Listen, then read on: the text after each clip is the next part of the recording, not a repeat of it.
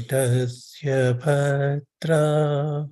Sapute Shayanam Balam Mukundam Manasa Smarami. Repeat after me.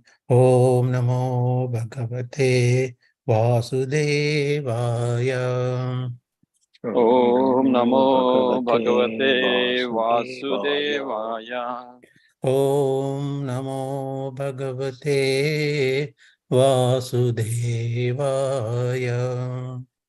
Om Namo Bhagavate Vasudevaya. Om Namo Bhagavate Vasudevaya. Om Namo Bhagavate Vasudevaya.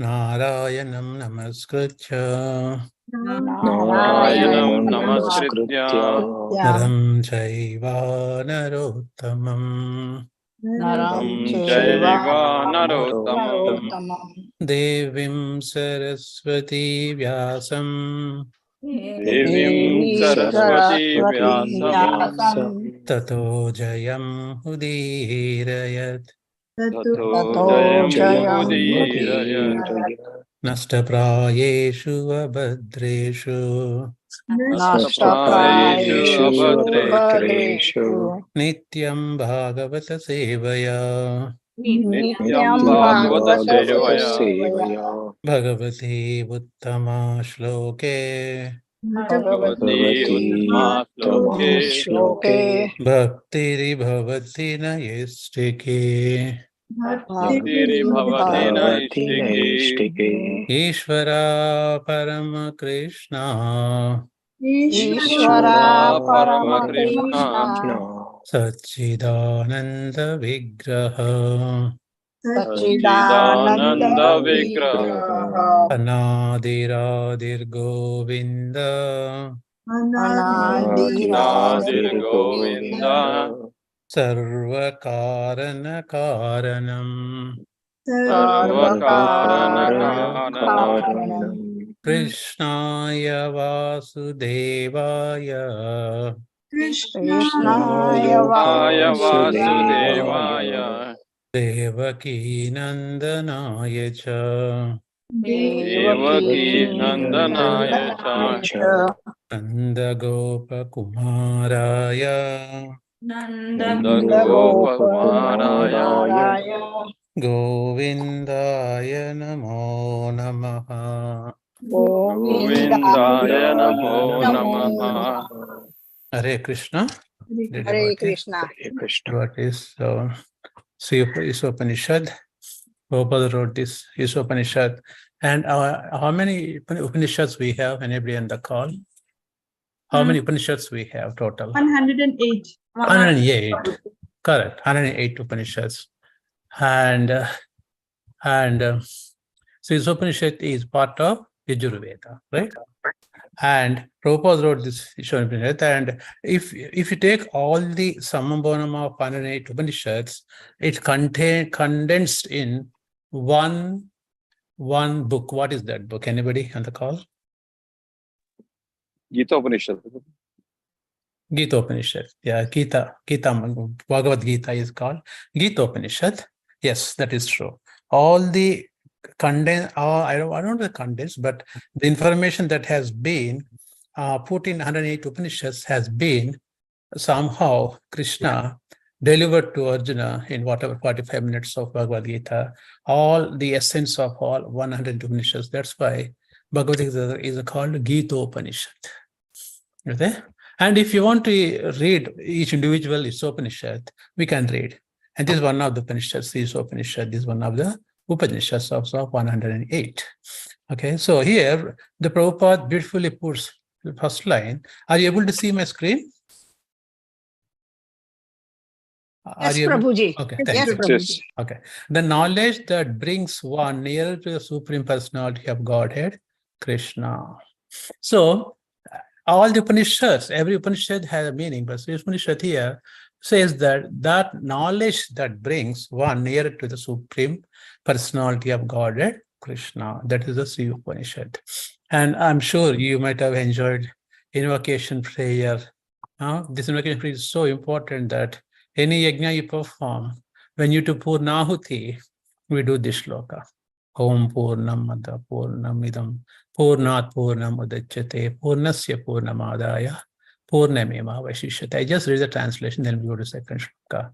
Here, everyone please read up. Actually, everybody recite after me. This is such a beautiful shloka. Everybody has to know. Om Purnam Pada Purnam Om Purnam Ada Purnam Idam Purnat Purnam Udachyate Idam Purnat Purnam Udachyate Purnasya Purnamadaya Purnasya Purnamadaya Purnameva Vasishyate.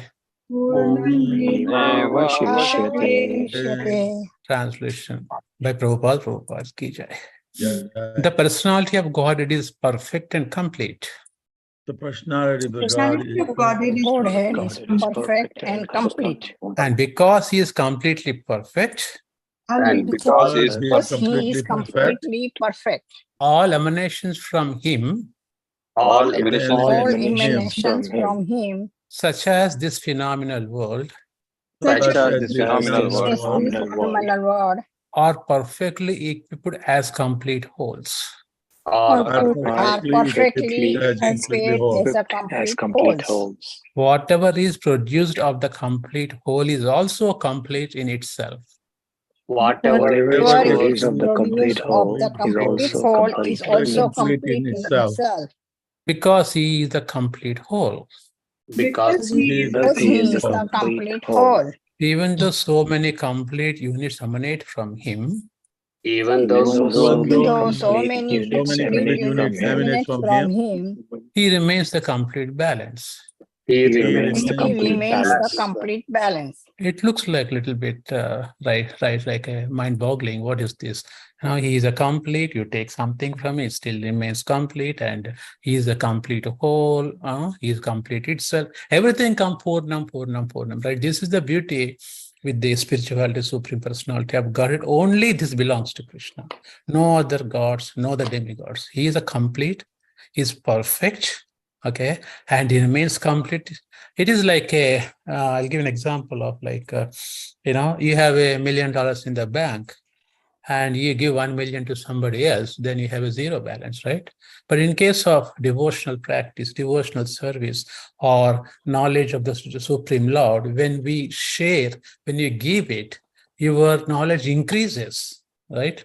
And it is that if you have $1 million in the bank, your million becomes 1.5 million, 2 millions, 3 millions as give and give and give. That is what the information is about the Supreme Personality of God. He is the complete, even though so many complete units emanate from him. This perfect world, our material world, we think material world, we should not be entangled here. But this complete world also comes as a external energy of Lord Sri Krishna. So everything belongs to Krishna. Okay, he remains complete balance. He will be never deficiency of anything. That's all Prabhupada explains here, right? So today we are going to talk about the second shloka. I just want to live when everything is, look at that. This is the beauty with Prabhupada. Every shloka, every purport, he gives a Krishna consciousness to us. Here, the completeness of human life can be realized only when one engages in the service of the complete whole. Complete human life can be realized only when one engages in the service of the complete whole, which is Supreme Personality of God. He is a complete. All services in this world, whether social, political, communal, international, or even interplanetary, will remain incomplete until they are dovetailed with the complete whole. Until we connect to Krishna, everything becomes incomplete. When everything is dovetailed with the complete whole, the attached parts and parcels also become complete in themselves. Look at that, how beautiful that. When everything is dovetailed with a complete whole, when connected to Krishna, the attached parts and parcels, though we are not complete, but when we connect that to dovetail to Krishna, we become complete as well. One time Prabhupada was asked question, are you perfect? Are you perfect? Prabhupada said, I am not perfect, but I am repeating the words of perfect person, Krishna, then I become perfect. That's what it explains here. Though we are incomplete, we have so many deficiencies, doesn't matter. We all nicely celebrate Janmashtami and Nandosva, etc. When you come all together, we represent completeness in our whole entity. That is what completeness is. But Prabhupada writes beautifully that we do any other activity, you do this seva, Janula seva, Janardhan seva, Manava seva, Madhava seva, all these things comes into picture. But one thing remains incomplete if they are not doubted to Krishna, Supreme Whole. That's the meaning of this. Om Purnamadaha Purnam. Okay. So today's subject matter is Isopanishad one. I think I heard Isopanishad, from my Shiksha Guru, doing Bhakti Shastri like maybe 15 years back. It was so beautifully explained here. So please repeat everyone. Ishavasyam idam sarvam. Isha. Isavasyam idam sarvam Yat kincha jagatyam jagat. yatkincha jagadyam jagat Tena tyaktena bhunjita. tena tyakena bhunjita Maghridakasya svidhanam. mahridakasya svidhanam. Translation by Prabhupada ki jai. Please repeat after me. Everything animate or inanimate Everything Animate or inanimate that is within the universe is controlled and owned by the Lord. that is within the universe is controlled the and universe owned by is the Lord. controlled and owned by the Lord. One should therefore accept only One should therefore accept only those things necessary for himself, those things necessary for himself, which are set aside as his quota. which are set aside as his quota. His quota. And one should not accept other things, And one should not accept other things. knowing well to whom they belong. knowing Knowing well to whom they belong. So look at the first line itself declares everything animate or inanimate, means Or living and Or non-living, living or non-living activity items that is within this universe is controlled, governed, owned by the Supreme Yes, Lord. I received it. I'm checking it. Right. Okay. Ishavasyam idam sarvam. We quote this often when we give class. Ishavasyam idam. Everything belongs to Krishna. Right? And we are falsely claiming, our claim is a false proprietorship. Hindi one song is there, right? All Hindi people. Ram Namu Jap Ke Paraya Mahalapuna. You remember that song, anyone? Hare Yes, Krishna. Yeah, Ram Nam Japake Paraya Malapana. If we are claiming everything in this world that belongs to us, that doesn't belong to us. Everything animate that is within us is controlled and owned by the Lord. And now this is easy to say, but the realization doesn't come that easily. We just say loosely, but Prabhupada beautifully gives some of the purpose. I am supposed to do only half of the shloka, so I'll try to do like half of it. Okay, here. Any volunteers to read first paragraph? Vedic knowledge is infallible read. because it comes down to the perfect disciplic succession of the spiritual master, beginning with the Lord himself, since he spoke the first word of the Vedic knowledge. The source of this knowledge is the transcendental. The words spoken by the Lord are called aparvyasya, which indicates that they are not delivered by any mundane person. A living being who lives in the mundane world has 4 defects. 1, he is certainly to commit the mistakes. 2, he is subject to the illusion. 3, he has a propensity to cheat others. And 4th, his senses are imperfect. No one with these 4 imperfections can deliver the perfect knowledge. The Vedas are not produced by such an imperfect creature. Vedic knowledge was originally imparted by the Lord into the heart of the Brahma, the first created living beings. And Brahma, in his turn, disseminated the knowledge to his sons and disciples, who have handed it down through the history. For explaining about the Vedic knowledge. The meaning of Veda means to know.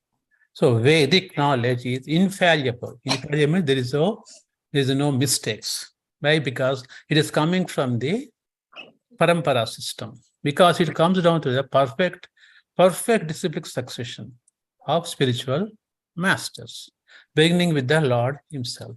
Okay. Then, since he spoke the first word of Vedic knowledge, the source of this knowledge is transcendental. See, if somebody writes a book, we have authors, we have with the refer, they put in the bibliography in the last that, okay, we have referred this book, like references, 30, 40 references they give, because they refer so many books and they come with their ideas and their conclusions. The words spoken by the Lord are Apaurusheya, means Apaurusheya is called, the meaning is that it is revealed scriptures. It is not there referring somewhere. It is revealed when Vyasadeva deeply sitting in the transcendental meditation, the knowledge is revealed to him. So again, here, when we involve in the process of bhakti, we get some realizations, right? Knowing, understanding, and realization. Knowing and understanding, we need to use our mental keenness, mental acumen. Okay, we should be sharp enough. Knowing, understanding. But realization, the realization comes in the heart when the knowledge from the Supreme Lord grows from brain to the heart, the realization comes. Realization comes how? It comes to, doesn't matter is a literate, illiterate. The knowledge, the realization comes because of surrender to the Supreme Lord. Okay? That comes only to the mercy of Vaishnava and Guru. So that knowledge is not like what you call read from some books. You may be intelligent enough, PhD in mathematics, but realization of the knowledge comes by the mercy of the Lord. Same way, this Apaurusheya are revealed knowledge written and compiled by the Vyasadeva and disciplic succession. It's not that somebody wrote or somebody referred some literature. Apaurusheya comes with the realization, which indicates that they are not delivered by any mundane person. Because mundane person, the moment your mundane person comes, we're influenced by 3 modes of material nature. And that is there, our knowledge is perturbed, our knowledge is contaminated with the 3 modes of material nature. But when the knowledge comes up, Paurusheya, the pure disciplic succession knowledge coming without any, without any contamination. Prabhupada wrote same book called Bhagavad Gita as it is.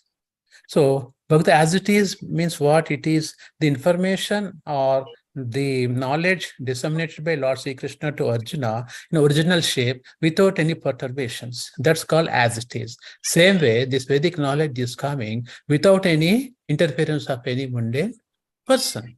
A living being who lives in this mundane world has 4 defects. These are the 4 inherently involved imperfections for each and every living entity in Kali Yuga. What is that? He's certain to commit mistakes. We all commit mistakes. He's subject to illusion. We constant illusion about our future. Oh, I will become this, I'll become that. My son becomes this, my daughter becomes this, that. We keep on speculating on the illusion. Finally, we don't know where we end up. Right? And he has a propensity to cheat others. It is inherently involved in cheating propensity in our nature. And last one is imperfect senses. We don't have any perfect senses. Our senses are very much imperfect because contaminated with the 3 modes of material nature, and we cannot see things as they are supposed to be seen, imperfect senses. Okay, no one with this imperfection can deliver perfect knowledge. That's why the knowledge that has been delivered in this knowledge has always a flaws. There's a flaws in the language. Why? Because every living entity, either minutely or largely, have these 4 qualities. Actually, my spiritual master wrote one article called "In Kali Yuga, how to become not how to eradicate these four imperfections is, he gave the solution is called reading Srimad Bhagavatam every morning is a solution to try to eradicate these four effects simply, slowly. So reading Srimad Bhagavatam is a solution for this, to minimize these four imperfect four items which is possessed by the all living entities. So because of these four, we cannot give the perfect knowledge. Our knowledge is always relative knowledge what we give. We cannot give the perfect absolute knowledge. The Vedas are not produced by such imperfect nature, right? Absolutely. Vedic knowledge was originally imported by the Lord into heart of Brahma. When Krishna, through his flute, through the Krishna's flute, when Krishna flute, the knowledge has come into heart of Brahma, and Brahma to Narada, Narada to Vyasudeva, Vyasudeva to Sukadeva Goswami. Like that, the reciprocal succession knowledge has been without any perturbations, without any modifications. The knowledge has been originally how it came from Lord Sri Krishna. That's what Prabhupada also gave us. Bhagavad Gita as it is, without any perturbations, without any philosophical speculation, without any mental concoction. Prabhupada writes in the 3rd chapter, 5th shloka, he writes that we should give up two things, mental concoction and philosophical speculation. When mental concoction, then we come to reality. Okay, that's how this knowledge can be imported by Lord Brahma. The first created living being is Brahma, and Brahma in his turn disseminated this knowledge to his sons and disciples. We have handed it down through the history. The Bhagavad Gita, if you go to, before introduction, there's the left side, a Guru Parampara system is there. You can see from all the way to Lord Sri Krishna to Bhaktivedanta Swami, how reciprocal succession has been past this Vedic knowledge without any perturbation. Okay. Anyone to read the second paragraph, please? Any volunteers? I can read. Sure. Since the Lord is Purna, all perfect, there is no possibility of his being subjected to the laws of material nature, which is he controls. However, both the living entities and inanimate objects are controlled by the laws of nature and ultimately by the Lord's potency. This Isopanishad is part of the Yajurveda, and consequently it contains information concerning the proprietorship of all things existing within the universe. Thank you, Mataji. So since the Lord is Purnam, Purnam means is full, complete. Krishna has 6 opulences, 100%. And Krishna also has all the rasas. Other day, our Brajavihari Prabhu said, Akila Rasamrita Murti. Krishna is Akila Rasamrita Murti. All the rasas are there. You want to feel any rasa with God, go to Krishna, that will be fulfilled. And it's perfect, Purnam, complete. He is called, he is Krishnastu Bhagavan Swayam. Bhagavan, all 6 opulences, 100%. Anything you want, you can go to Krishna. All perfect. There is no possibility of his being subject to laws of material nature, which was governed by the Supreme Lord. So Lord creates this, but he doesn't belong to here. And he is not influenced by 3 modes of material nature. He is above 3 modes of material nature. He is on the Shuddha Sattva platform. Shuddham, Vishuddham, Vasudeva Tattvam. Vasudeva belongs to that, which he controls. He controls all. However, both the living entities and inanimate objects are controlled by the laws of nature and ultimately by the Lord's potency. Here, what is here, I just want to mention that living and non-living objects are controlled by the laws of the nature. What are the laws of the nature? Laws of the nature is action is equal to minus reaction. Whatever we perform, the reaction would come to us without asking. Okay, and ultimately by the Lord's potency. So these laws are controlled by the Lord's potency, Lord's energies, because in this nature, how Krishna acts equally to the devotees and non-devotees, they're laws of nature made. Okay, anything you do, everybody follows laws of nature, and whatever laws give reactions, they would come to us. Only way we can overcome the reactions of laws of the nature when you are situated in the transcendental loving service of the Supreme Lord. All the reactions that would be coming from nature would be nullify. Why? Because we are dealing with the Supreme Lord's energy here. This is Isopanishad is a part of Yajurveda, right? We have 4 Vedas: Yajurveda, Samaveda, Atharvaveda. And after this Isopanishad is a part of Yajurveda, and consequently it contains information concerning the proprietorship of all the things existing right in this way. We claim proprietorship. We lord over the material nature. We say, this is mine, that is mine, this belongs to me. Because of my hard work, I made this. Because of me, he got a job. Because of me. We put that me concept, I concept, and we know that I means illusion. We are already in the illusion. We are putting ourselves in illusory potency of Krishna, and then we are claiming falsely proprietorship. And on this context, Prabhupada delivers a message on the proprietorship after Second World War, the United Nations. And that shloka is, we all know that, 529. I just want to recite that shloka. Repeat after me if you can. Bhaktaram yagya tapasam. Bhaktaram yagya tapasam. Bhaktaram yagya tapasam. Sarvaloka maheshwaram. Sarvaloka Maheshwaram. Suhridam sarvabhutanam. Suhridam sarvabhutanam. Jnatma mam shanti mruchati. Jnatva mam shantim mruchati. Translation by Prabhupada ki jai. Repeat after me. A person in full conscious of me. A person in a full conscious of me. Knowing me to be the ultimate beneficiary of all sacrifices and austerities. Knowing me to be the ultimate beneficiary of all sacrifices and austerities. The Supreme Lord of all planets and demigods. The Supreme Lord of all planets and demigods. And the benefactor and well-wisher of all living entities. And the benefactor and well-wisher of all living. Attains peace from the pangs of material miseries.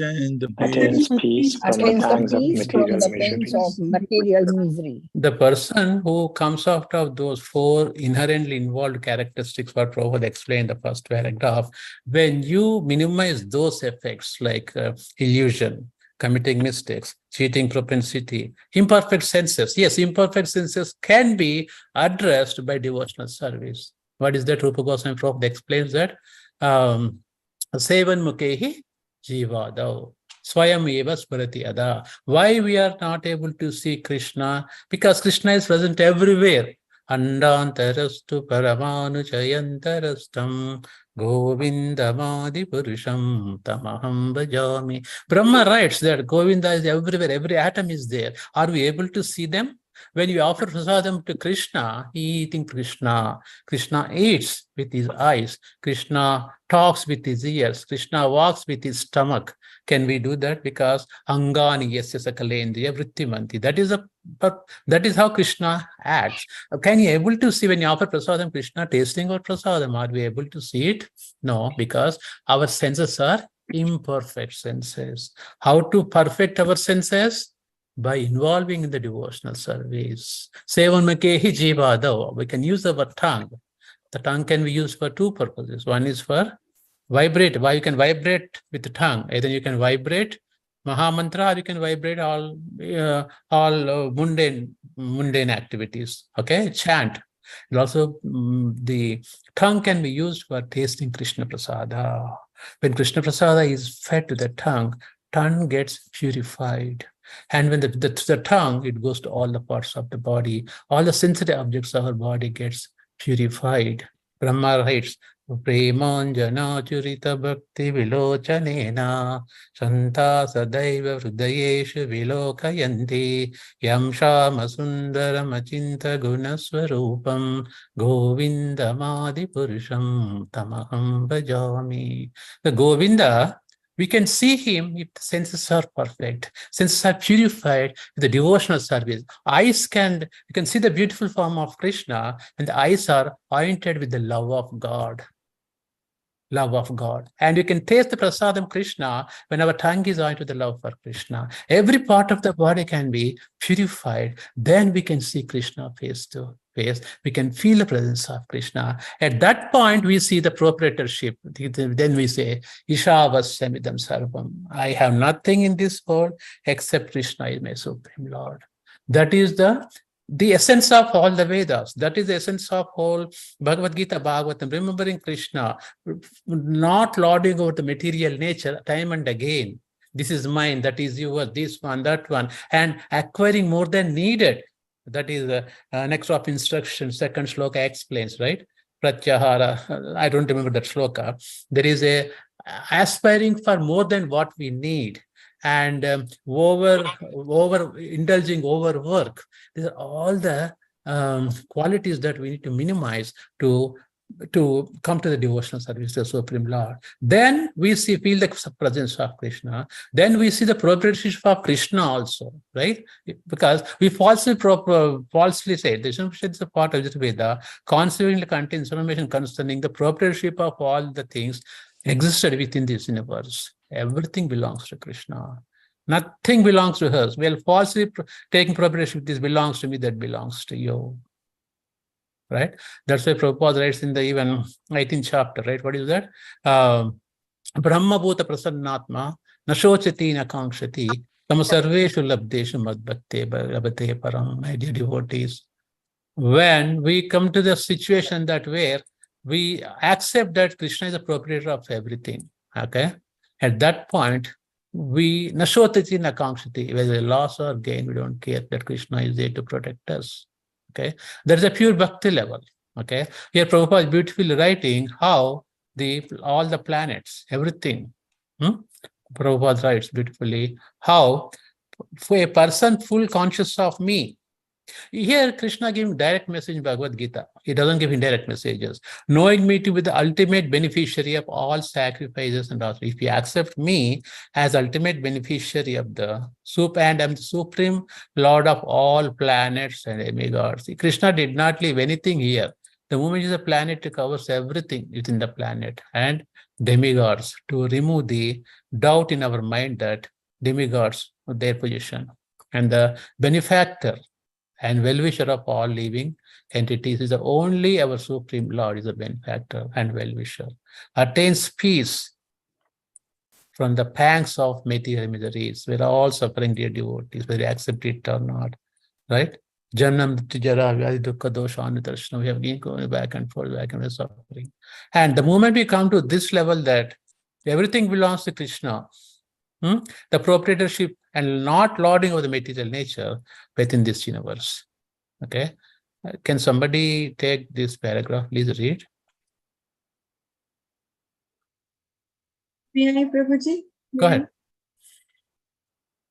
Purport given by A.C. Bhaktivedanta Swami Srila Prabhupada ki jai. Right.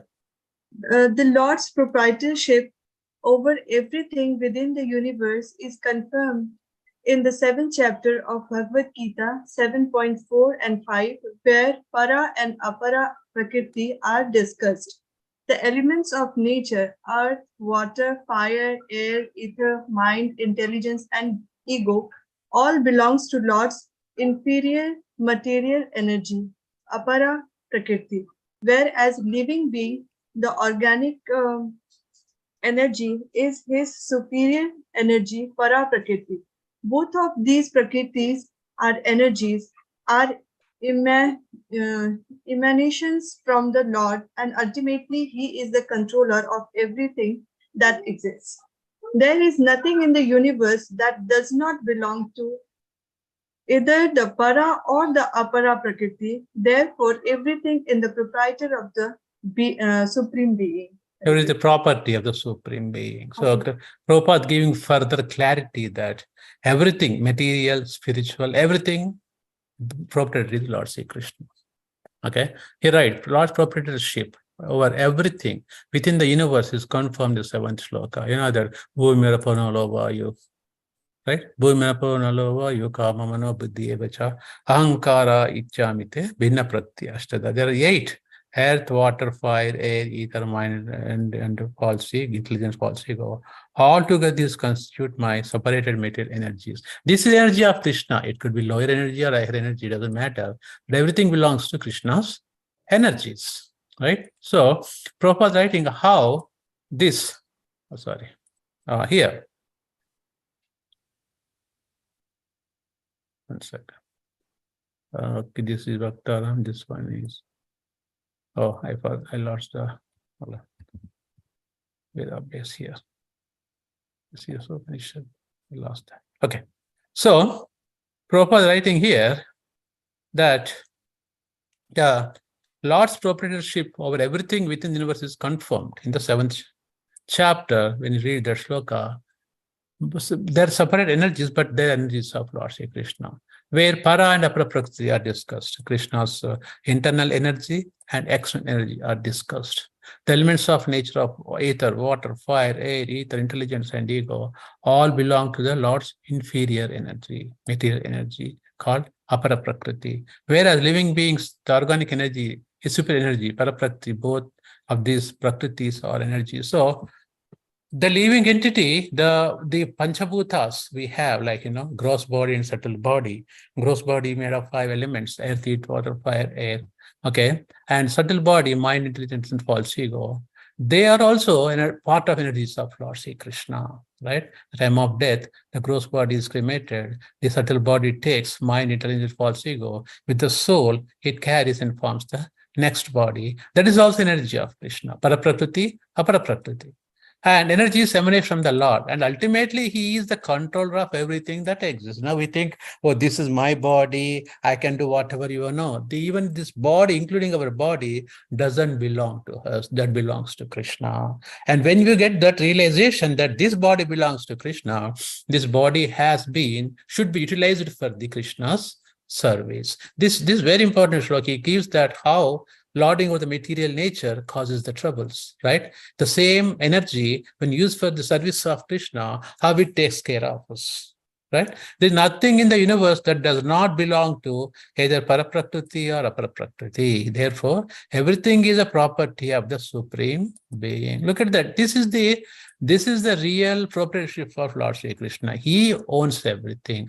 We have nothing. We have nothing here to say proudly, this is mine, that is mine. Including our body doesn't belong to us, right? Bhaktivinoda Thakur writes beautiful shlokas in Sharanagati, Dhainya, right? What is the meaning of Dhainya? Accepting the will of the Lord, right? So, in the same way here, we are sleeping the witch of Maya for life after life. When you come to the understanding that Krishna is the Supreme, then this is the Supreme, accepting Krishna not just by words. There's nothing in this universe that belongs to either Paraprakriti or Prakriti.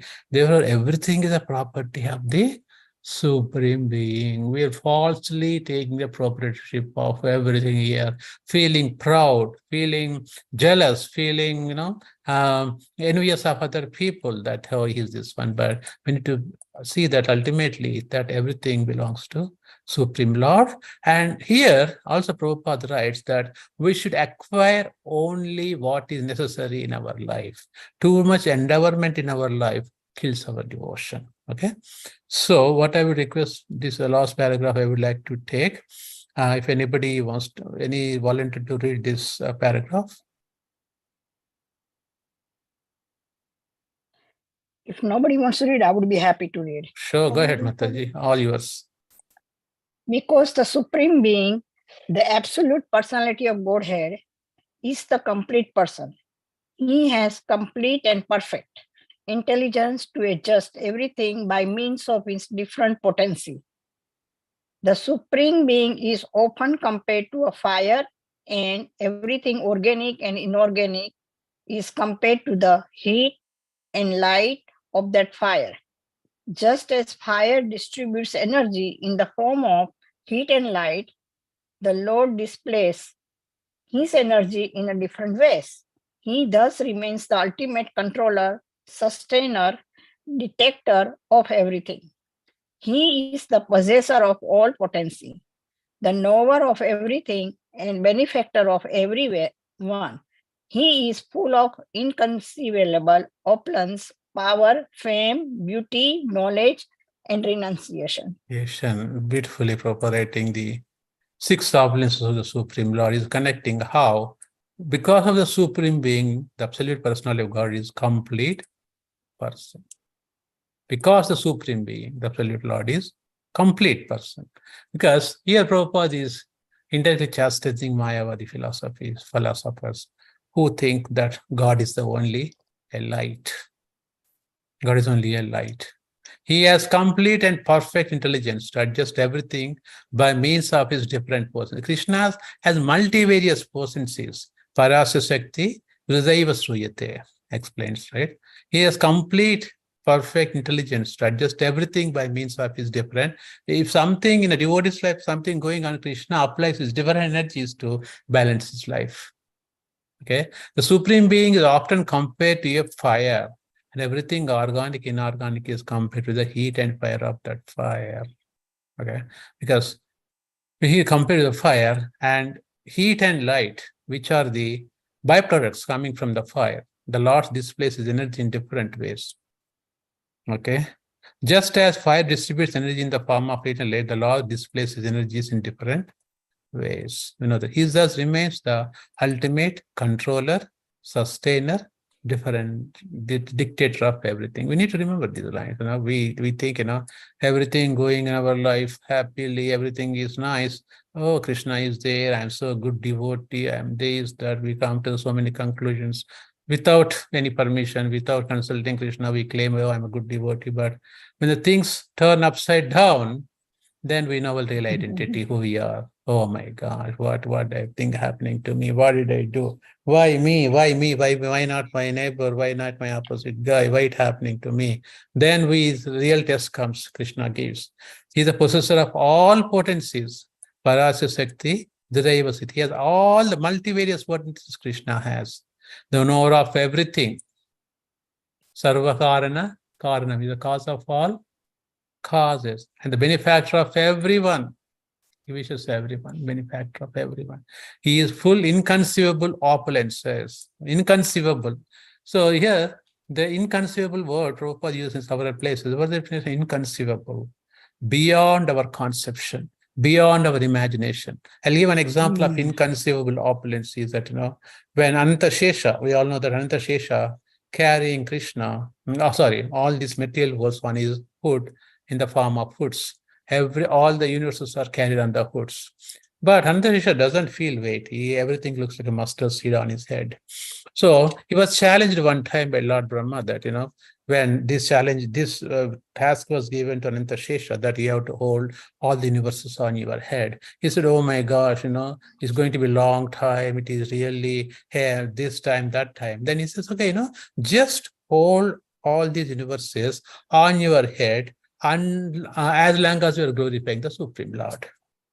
He says, okay, they will be done in 30-40 minutes glorifying the Supreme Lord. Then I can remove my all weight from my head. Then the glorification of Supreme Lord begins. And that glorification is still going on since time immemorial.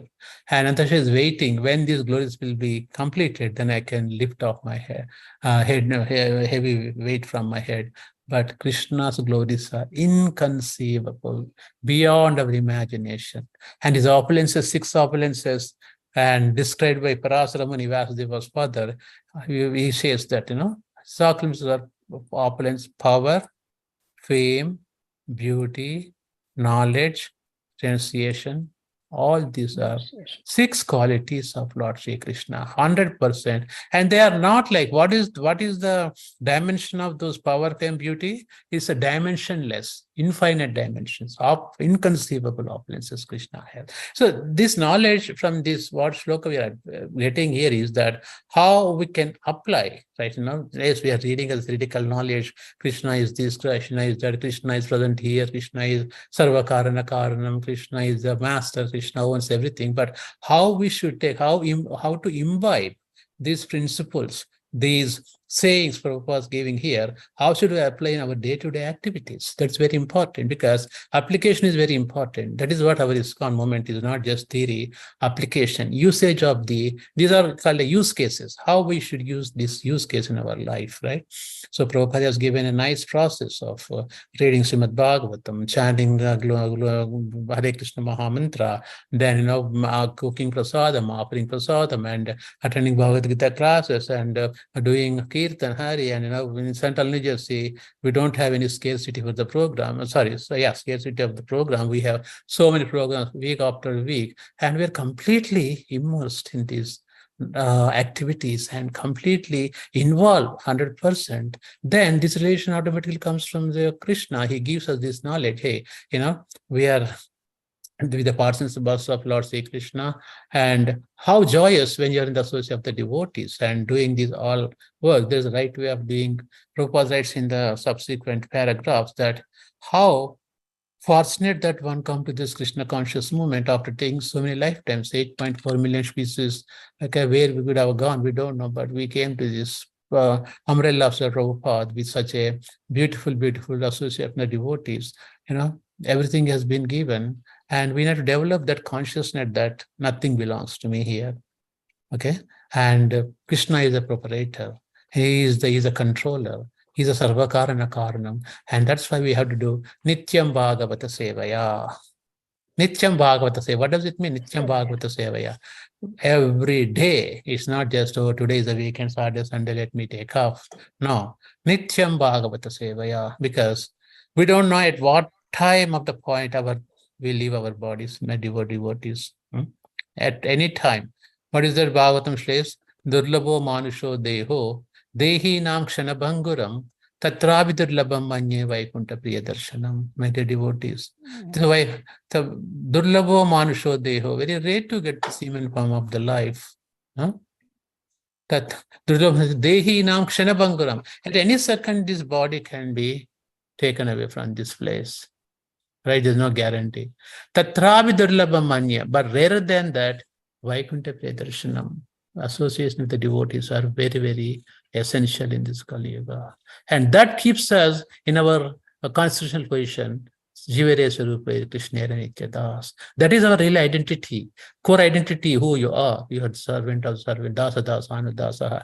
That to come to that level, we have developed these qualities so that we can be formally situated in our constitutional position as a servant of the servant of the servant of the servant. That's our real identity, right? That's our real identity. I'm the servant of the Lord. That is our constitutional position. That is what is my spiritual master always says that what is the natural state of a living entity? The natural state of living entity is a devotee. Why? Because when the devotee means that you are in the service of the Lord, that is your constitutional position. That is what you are meant for. The human beings are meant for self-realization. What is the meaning of that? You are 100% situated in the service of the Lord. That is our constitutional position. It means that every object has an intrinsic property. Okay, salt has a salt. That salt taste, if you don't call salt. Sweet, if there's sweetness, it's not called a sweet. Same way, human beings are not called human beings unless you are situated in a constitutional position of the Supreme Lord. Then only that's called property, dharma of the living entity. If that is not fulfilled and you do everything else in this creation, Prabhupada writes here, right? Like social work, this work, that work, everything. But without dovetailing to Krishna, everything is a useless activity. What is that? Shramayevaihi kevalam. Vishvagasena katasu. Shramayevaihi kevalam. It's a donkey's work, basically. Purely donkey's work if it is not connected to Krishna. And with that realization, we have to be always situated on the transmit platform of Krishna as much as we can and make our life successful. Okay. I'll stop here, my dear devotees, and forgive me and excuse me if I have spoken something which is not aligned with the Shastra. Hare Krishna. Anybody would like to ask questions or add anything here?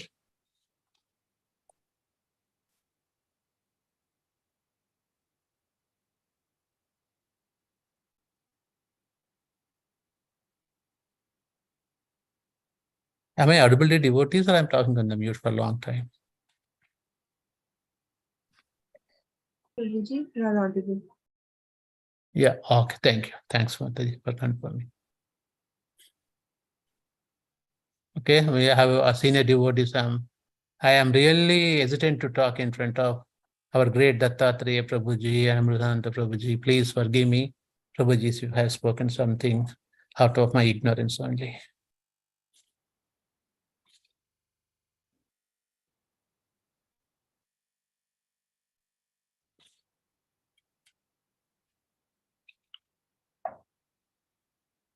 Prabhuji, Dandavat Pranam. You have explained so well and very clearly, and it was nice explanation which you have given with this other sloka in a Bhagavatam.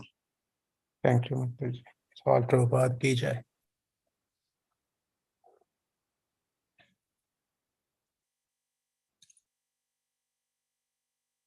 Any questions, dear devotees?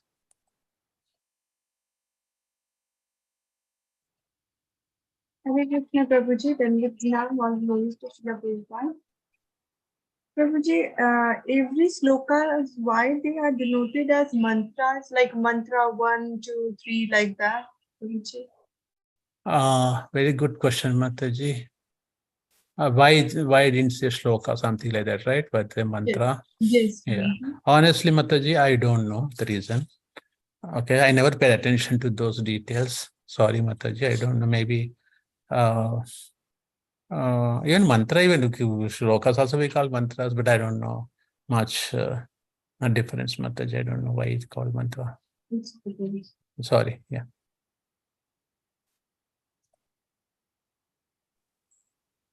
Hare Krishna, Prabhuji, Dhanvat Pranam, all glories to Srila Prabhupada. Prabhuji, we just read that whatever emanates from Lord, so that is Purnam. So right now, we are saying like this world is also Purn, this material world. But then we say like this material world has like Janma, Mrityu, Jara, Vyadhi. So we shouldn't come back to this material world. Then when it's full, then why we say like this, like this is not like complete way, this is not the place for us to live. Yeah, thank you, Mataji. Very nice question. You know, Mataji, in terms of, are you able to see me, Mataji, or did I put on that? One second. Yeah, Prabhuji, okay. see. I think, Mataji, is a very wonderful question. My take on this question is that a pure devotee of the Lord never wishes that he doesn't want to come back, because Bhaktivinoda Thakur explains in Bhakti Rasamrita Sindhu beautifully that Bhukti and Mukti are doorkeepers. Bhukti means material opulences.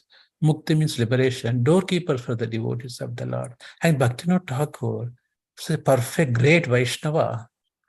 He says that even if I become a dog in the devotee's house, I am okay, as long as I am hearing Krishna Katha. Okay, a pure devotee, I mean, again, it's out of humility he said that. Okay, and a pure devotee never aspires. Actually, I don't want to disappoint devotees here, or I want to go back to Godhead, etc. A pure devotee never ever aspires, I want to go back to Golaka Vrindavan. He said there is one Bhagavatam shloka, Narayana para sarve, nakudaschala vibhyati, svargeshu, narakeshu, apavargeshu, tulyad darshanam. My dear Lord, you put me in the Swarga, Naraka, I am okay, as long as I am at your lotus feet, serving your lotus feet. That is the mood of the devotee. And one more thing, Mataji, Brahma Satyam, Jagat Mithya Brahma Satyam. That's a Mayavadi say that. For devotees, Brahma Satyam, Jagat also Satyam for us. Why? It's only external energy of Lord Sri Krishna. Even, for example, if you come to here and if you're involved in Krishna service, what's the problem? You're getting what you want, essence of it. If the material or spiritual doesn't matter for me, as long as I'm a devotee of Krishna. Got the point, Mataji, here? Yes, Prabhuji. Yeah, doesn't matter for me. A pure devotee never aspires, I want to go back to Godhead.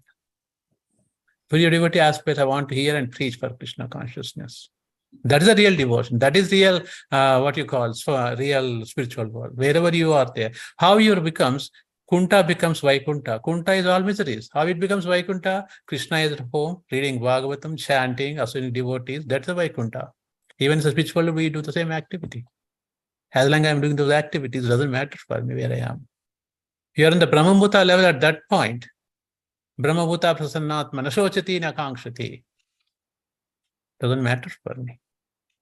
That's why, as you proceed in the form of Bhakti ladder of Rupa Goswamis, when you come to the after another nivritti process, when you go to especially at the attachment, asakti, then at that level, when attached to Krishna, Nam, that's it. You don't care where you are. You don't care where you will be put. You're always attached to Krishna's holy name. That is your place, wherever you are. Doesn't matter for you. Wherever Krishna puts. All Prabhupada's disciples who left after Prabhupada, they say Prabhupada is calling another planet. We're going to serving another planet. They're not saying I'm going to spiritual world.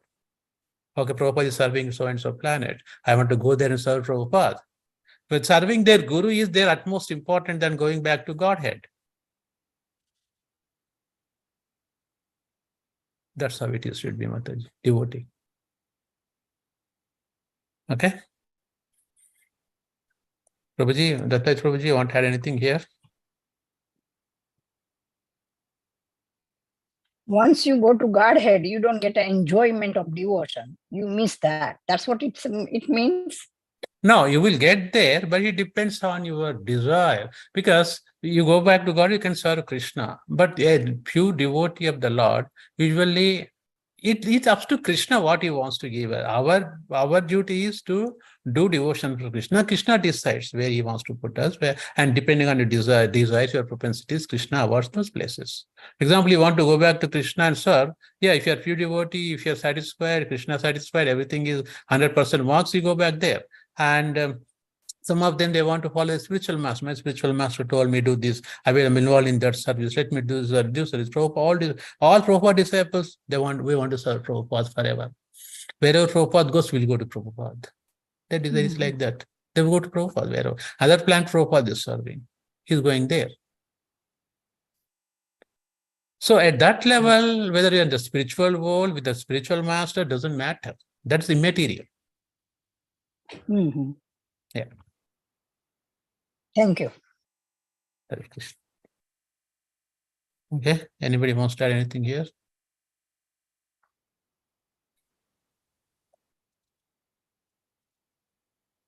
Hare Krishna Prabhu, Dandavat Pranam. All goes to Srila Prabhupada. Very nice class. Thank you very much. What was the last question? I didn't hear properly. I'm sorry, Prabhu.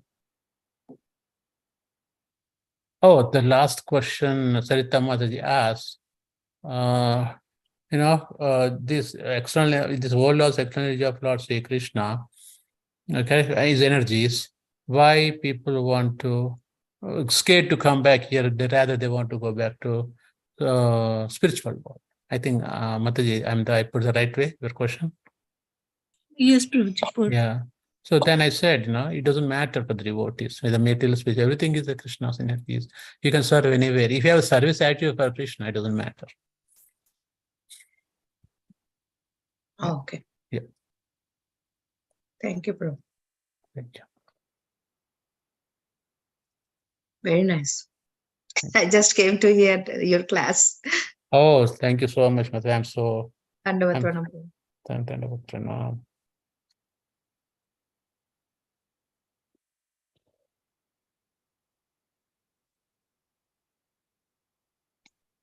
Yeah. Hare Krishna. Thank you, Govardhan Bhakta Prabhu. Anything else? Anybody else would like to add?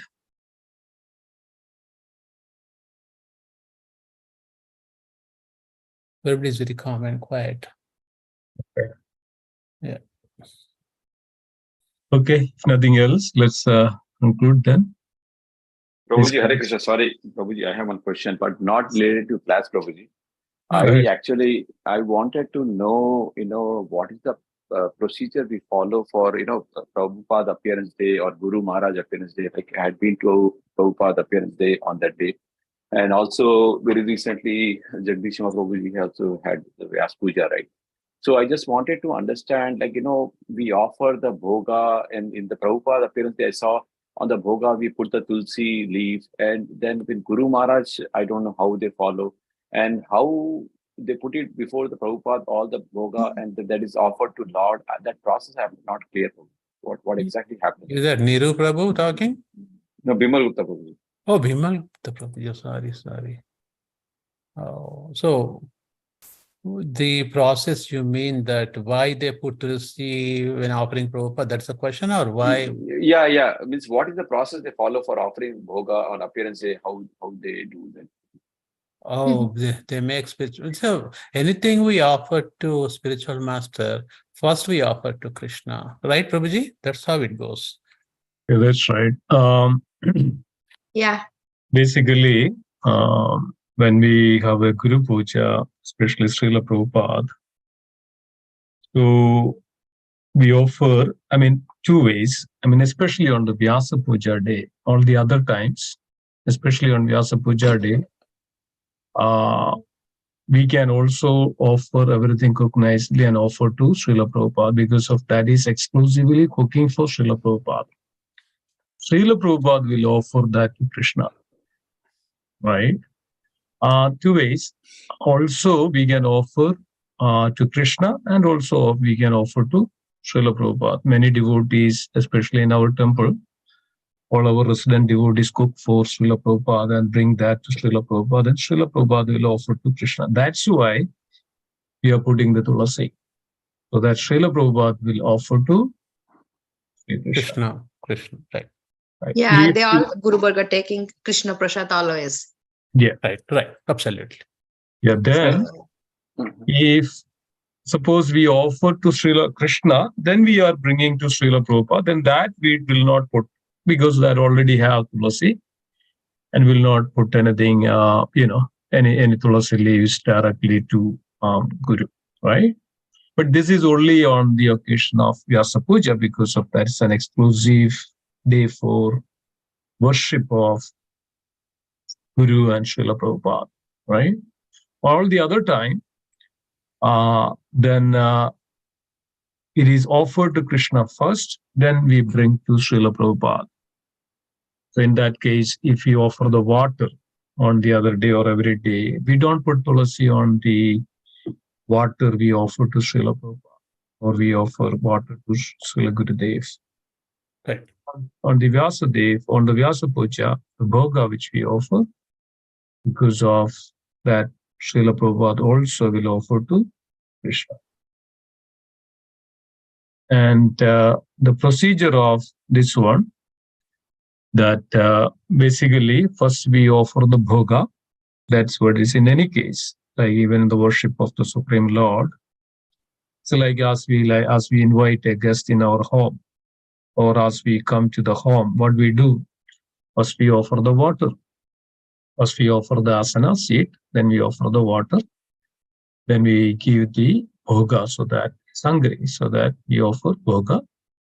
Then take a little rest, and then we started to talk. Then until at that time, this is the protocol.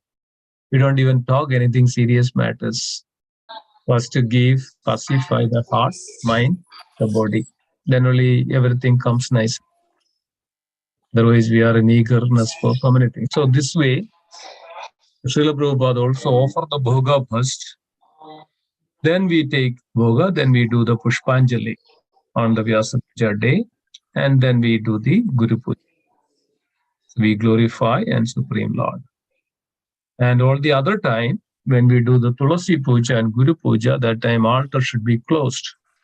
Because of, as per when we take the nectar of devotion, it is mentioned that in front of the Lord, nobody else should be glorified when devotees. And don't talk loudly. And all there are 64 angas and limbs and say Dhamma, Bharadis, all there out there. But in the case of Vyasa Puja day, our temple also, the Arati also happens at the same time when the Srila Prabhupada Arati is also happens. So that's a very exclusive day, very special day. Otherwise, Guru Puja, Tulasi Puja, altar must be closed. And only we do the puja. So then, yeah, that's a protocol. And usually Guru Puja and Vyasa Puja must be done at the noon time. That's why we are fasting till noon. It's mentioned that Guru and Guru Tattva appeared on the noon time, usually. So even Balaram Jayanti, we fast till noon only because of Balaram is Adi Guru, so Guru Tattva. We fast till noon, and then we then offer the bhoga, then like that. Yep. Is it clear? So Prabhu, yeah, Prabhuji. So right on Srila Prabhupada Day, we offered the bhoga was placed in front of Srila Prabhupada, but the curtains of the deities were closed, right? And but tulsi leaves are there. And how the bhoga is offered? The curtain should be open now. No. I think when we offer to Srila Prabhupada, anything that's where it is. Whatever we offer to Krishna, but actually we are offering through Guru only. Guru, yeah, absolutely. Offering through Guru. We don't directly offer anything to Krishna in one sense.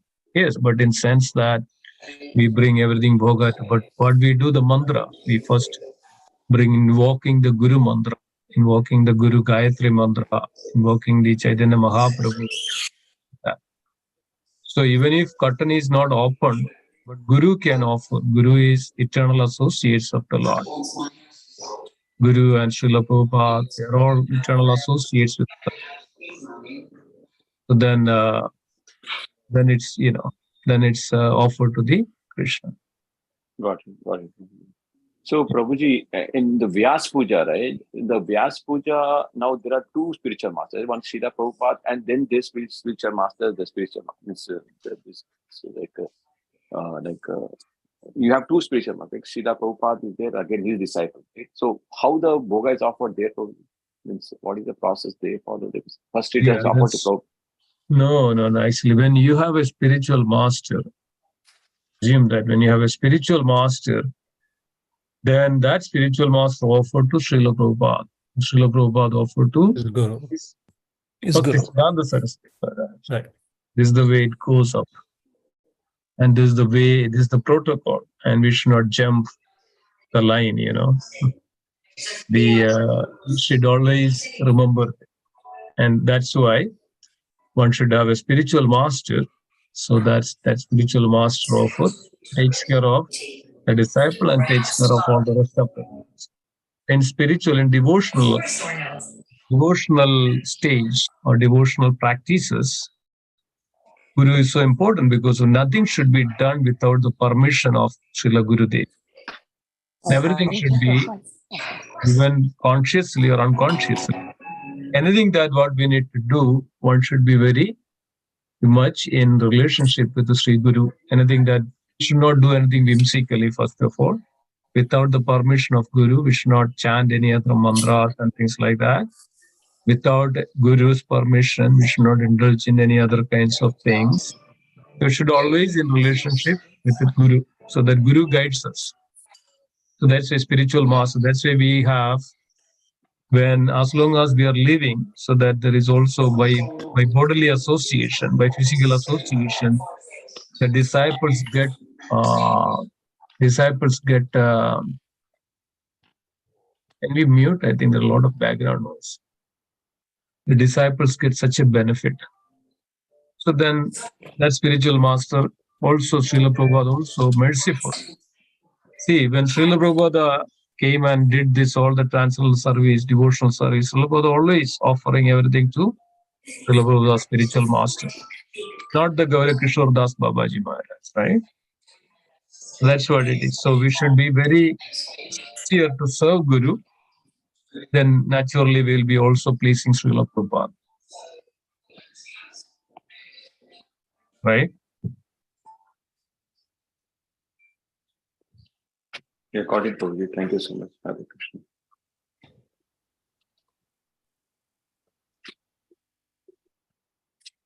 Anybody else?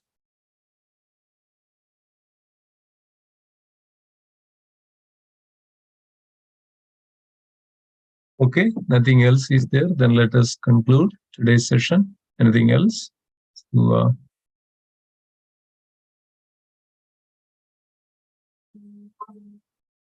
okay, so we'll continue this second part of this first mantra. I think there was a question about mantra. Why it is mantra?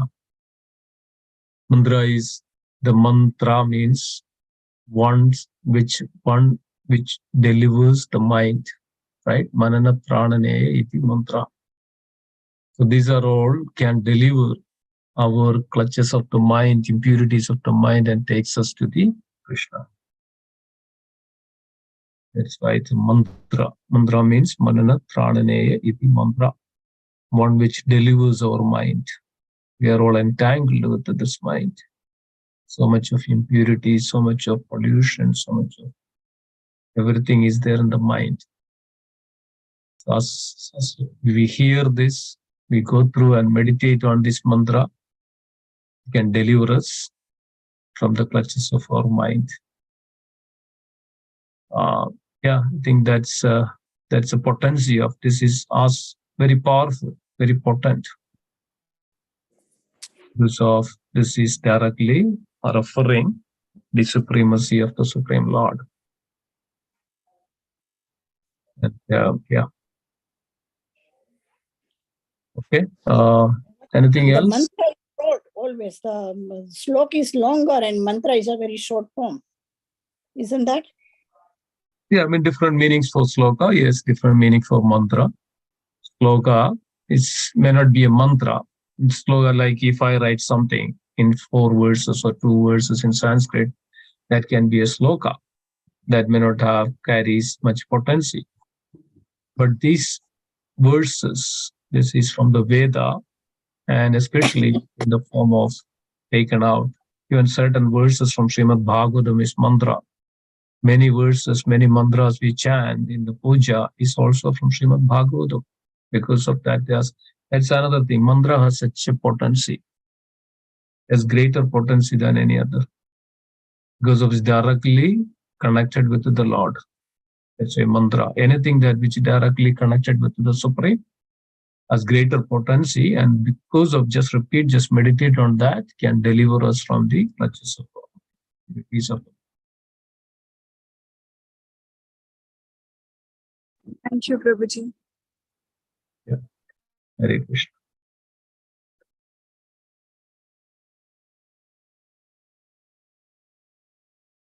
Yeah, Isopanishad is so powerful.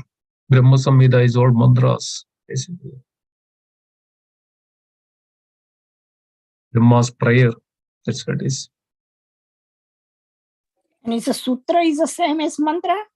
Sutra is not mantra. Yes, sutra is actually, sutra means very condensed. It's like a capsule. That's what sutra. Sutra means formula. In Sanskrit, sutra means formula. See, in the Vedanta Sutra, there's a word like this one word, like maybe few words. Janmadi asyadaha. That's it. That's a sutra. Satyam param dhimahi. That's a sutra. That's a formula. Right? So, but it carries greater meaning and values. And that's why when we offer the bhoga, when we do the puja, mantras are very important because it carries great potency of each words. It's directly addressing to Krishna. Okay. Anything else? Thank you, Hare Krishna. Yeah. Anything else? Anybody else would like to add? Hare Krishna, Prabhu, please accept my obeisance. So, glories to Srila Prabhupada. I think Mataji's question about shloka, if I am not mistaken, shloka comes from the root word shruta, which means to hear. And shloka is basically a poem or a hymn in a particular meter. So shloka is not a mantra. So shloka is anything which is in a poetic form or a hymn, and from the root word to hear. And from that, the word shloka is derived. And there are different meters which are there in the poetic form. Hare Krishna. Yep. Thank you, Prabhu. You also say Gayatri mantra, right? That's also, Gayatri is also a meter.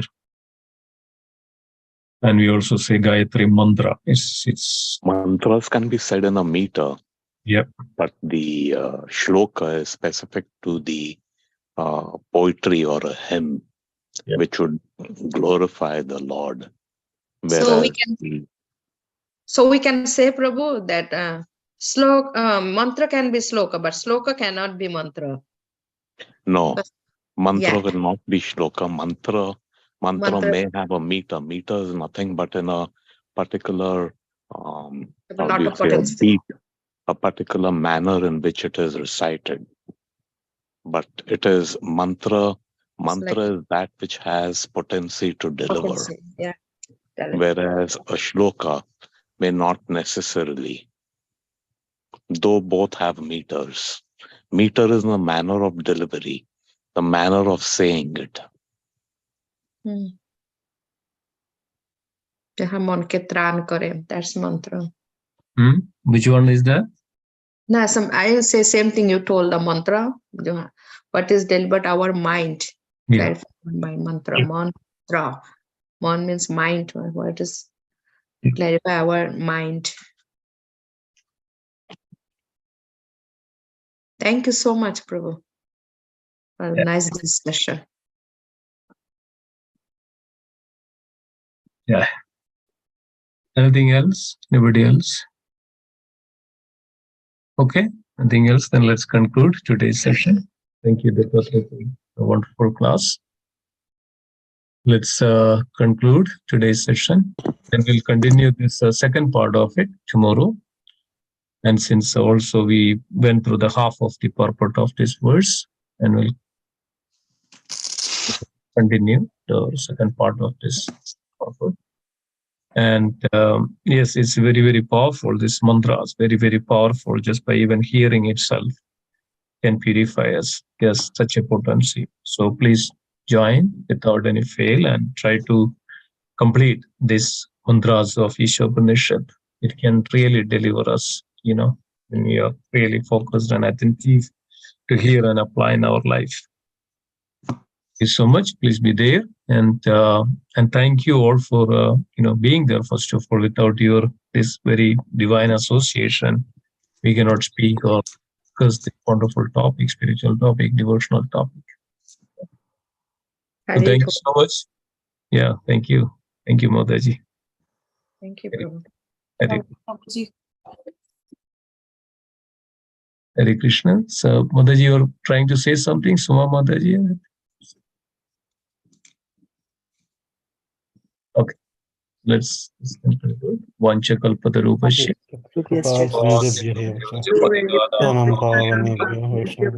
Vaishnavebhyo namo namaha. Vaishnavvrinda ki jai.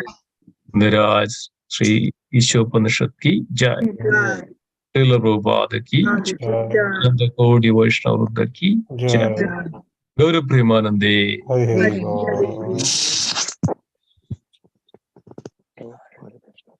Thank you. Hari Bol. Hare Krishna. Hare Krishna.